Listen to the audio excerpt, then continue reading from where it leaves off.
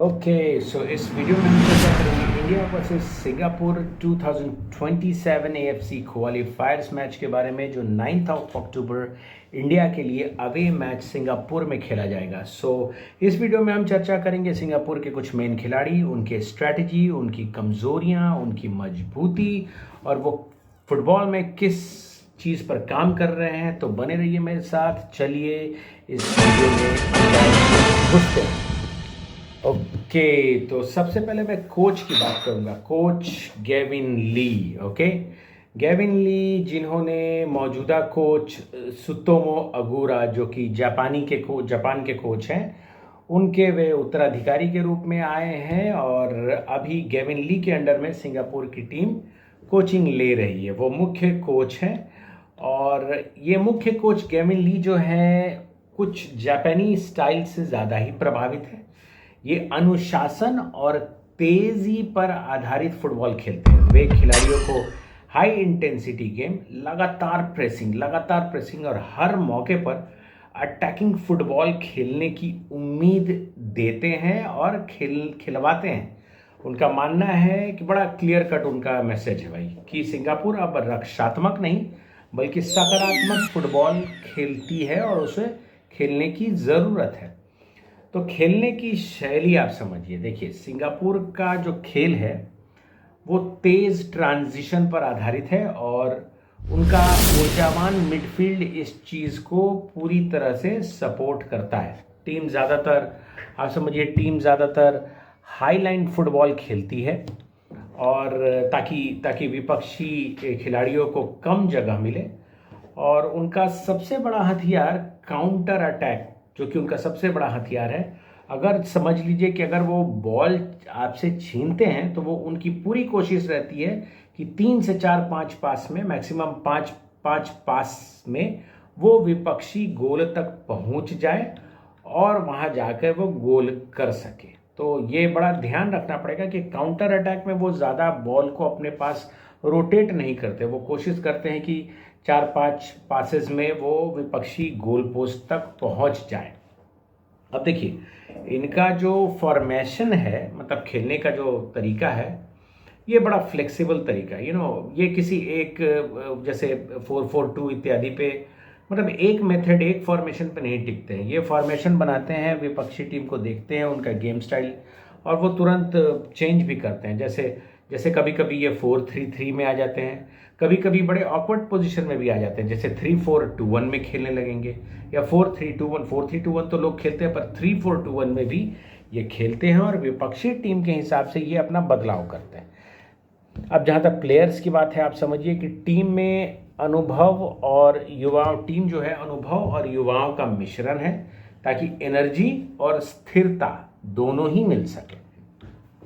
अब इनके प्रमुख खिलाड़ियों के बारे में थोड़ा हम जान लेते हैं कि साल 2025 में सिंगापुर के पास कुछ महत्वपूर्ण खिलाड़ी हैं जो कि अपनी छाप छोड़ रहे हैं। उनमें है सबसे पहले हारिस हारून। ओके, हारिस हारून टीम के कप्तान और मिडफील्ड में बैलेंस बनाए रखते हैं और अनुभव के दम पर ये डिफेंस को भी संगठित करते हैं। देखिए, सिंगापुर कोई बड़ी टीम नहीं है, ठीक है, लेकिन हम अब जैसे हमारा जो पास्ट रिकॉर्ड रहा है, हम किसी भी टीम को अंडरस्टिमेट करके नहीं चल सकते। पहले शायद वीडियो नहीं बनता उन पे, लेकिन अब हमारी टीम की गारंटी ने, हम कभी बड़े टीमों को भी हरा, जैसे हमने ओमान और तजाकिस्तान को वहाँ जाके हराया, लेकिन हमारी कोई गारंटी नहीं है, हम हार भी सकते हैं। तो मैं नेगेटिव नहीं हूँ, पर पिछले पास्ट रिकॉर्ड्स बता रहे हैं। तो मैं इन खिलाड़ियों का लिस्ट इसलिए बता रहा हूँ कि हमारे कोच, हमारे खिलाड़ी इन सारे प्लेयर्स पे नज़र रखें, ठीक है। तो हारिस हारून इनके कप्तान हुए, मिडफील्ड में बैलेंस बनाए रखते हैं और अनुभव के दम पर ये डिफेंस को संगठित भी करते हैं। दूसरे इनके प्रमुख फॉरवर्ड लाइन के खिलाड़ी हैं जिनका नाम है शावल अनुवार, ठीक है। अनुवार ये स्पेलिंग लिखते हैं, पर ये फॉरवर्ड लाइन में तेज और गोल के सामने बड़े ही खतरनाक है। हम आपको पहले बता दे रहे हैं, गोल के सामने ये खिलाड़ी बहुत ही खतरनाक है। टीम की आक्रामकता को हमेशा बनाए रखता है। और दो भाइयों को मत भूलिए, इन्हीं के फॉरवर्ड लाइन, इनके भाई, दोनों भाई स्ट्राइकर हैं। इल्हान फांडी और इकसान फांडी, इल्हान फांडी और इकसान फांडी, ये दोनों भाई स्ट्राइकर हैं और टीम के लिए लगातार गोल करने की कोशिश में लगे रहते हैं। अब थोड़ा इनके डिफेंस की भी चर्चा कर ले तो जॉर्डन एमावीवे, जॉर्डन एमावीवे डिफेंस का एक मजबूत स्तंभ है। कुछ ऐसा ही रोल प्ले करते हैं जैसे कि हमारे लिए संदेश झिंगन या अनवर अली या राहुल भेके, ठीक है। तो जॉर्डन इमावेव का, माफ कीजिएगा उच्चारण में थोड़ी दिक्कत है, जॉर्डन इमावेव वीवे का वो स्टेटस तो नहीं है, पर सिंगापुर के सिनारियों में वो एक डिफेंसिव स्तंभ के रूप में जाने जाते हैं। और सबसे बड़ी बात, जरूरत पड़ने पे ये लेफ्ट बैक या सेंटर बैक दोनों ही खेल लेते हैं। एक और खिलाड़ी की मैं चर्चा करना चाहूंगा जिसका नाम है फरहान जुल्फिकार, ठीक है। फरहान जुल्फिकार युवा और फुर्तीले मिडफील्डर हैं और ये खासकर ये बॉल को मिडफील्ड में कंट्रोल करते हैं और फॉरवर्ड लाइन की तरफ बढ़ाते हैं और टीम में एक रचनात्मक क्रिएटिविटी फुटबॉल में ये लाते हैं। सिंगापुर की टीम के लिए ये ताकत माने जाते हैं। अब आते हैं सिंगापुर की टीम की सबसे बड़ी ताकत क्या है। देखिए ये पॉइंट बहुत इंपॉर्टेंट है, ठीक है। हमारे कोच जब पिछले AFC क्वालिफायर्स में हमने सिंगापुर को हराया था, वो वाली सिंगापुर टीम नहीं है ये, ठीक है। और ये है नई सिंगापुर की टीम। और आप समझिए ये जब भी हमने लास्ट टाइम सिंगापुर को खेला था, शायद लास्ट टाइम में हम उनसे ड्रॉ पे आ गए थे, मुझे अच्छी तरह से याद नहीं है, शायद ड्रॉ ही था। खैर लास्ट टाइम से अभी समय बदल चुका है, तो अभी सिंगापुर के टीम का की ताकत को जानना बहुत ज़रूरी है। तो मैं इनके ताकत के बारे में बताता हूँ। सिंगापुर टीम की सबसे बड़ी ताकत, जो मैंने इनका पिछले कुछ मैचेस इनके देखे हैं, ठीक है, हाइलाइट्स में, तो इनकी टीम की सबसे बड़ी ताकत है इनका वर्क रेट, ठीक है, और फाइटिंग स्पिरिट। पहले तो ये फुटबॉल के मैदान पे ये पूरी एनर्जी झोंक देते हैं। हमारे इंडियन प्लेयर्स की तरह नहीं कि वो 65, 70, 75, 70 मिनट के बाद हालत में से हाय हाय हाय हाय सब्स्टिट्यूट धाए, ठीक है, वैसे नहीं करते हैं, ठीक है। पूरी टीम पूरी ताकत झोंक देती है। सब्स्टिट्यूशन इनका 2 या 3 ही होता है पूरे मैच में। और इनकी फाइटिंग स्पिरिट, ये कई बार मैच में पीछे होने के बावजूद भी वापसी करने की कोशिश करते हैं और वापसी कर भी लेते हैं।